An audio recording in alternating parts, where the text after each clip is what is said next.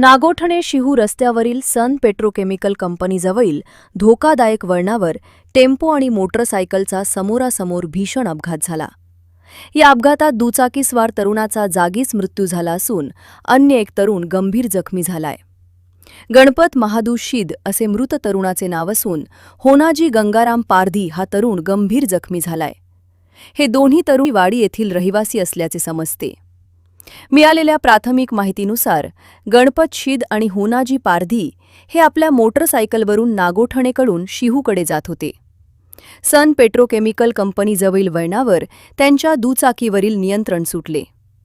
याच वेळी शिहूकडून नागोठण्याच्या दिशेने येणाऱ्या टेम्पोला दुचाकीची समोरून जोरदार धडक बसली.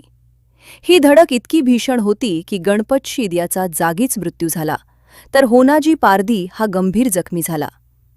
या भागातील रिलायन्स कंपनीच्या विस्तारीकरणाचे काम सुरू असल्याने रस्त्यावर मोठ्या प्रमाणावर चिखल होत आहे. जड आणि अवजड वाहनांची सततची वाहतूक तसेच रस्त्यावरील चिखलामुळे वाहन चालकांचे वाहनावरील नियंत्रण सुटत आहे. या रस्त्याच्या दुरवस्थेमुळे येथे रोजच अपघाताची भीती निर्माण झाली असून स्थानिक नागरिकांमधून तीव्र संताप व्यक्त होत आहे. अपघातानंतर जखमी तरुणाला पुढील उपचारासाठी तातडीने अलिबाग येथील जिल्हा रुग्णालयात हलवण्यात आले आहे.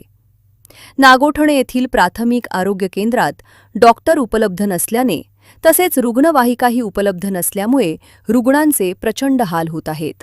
प्राथमिक आरोग्य केंद्रातील परिस्थितीमुळे ग्रामस्थांनी तीव्र संताप व्यक्त केला असून संबंधित प्रशासनाने नागोठणे आरोग्य केंद्रात लवकरात लवकर डॉक्टर उपलब्ध करून द्यावेत अशी मागणी केली जात आहे. पोलीस या प्रकरणी पुढील तपास करत आहेत. जनोदयकरिता नितीन गायकवाड, नागोठणे.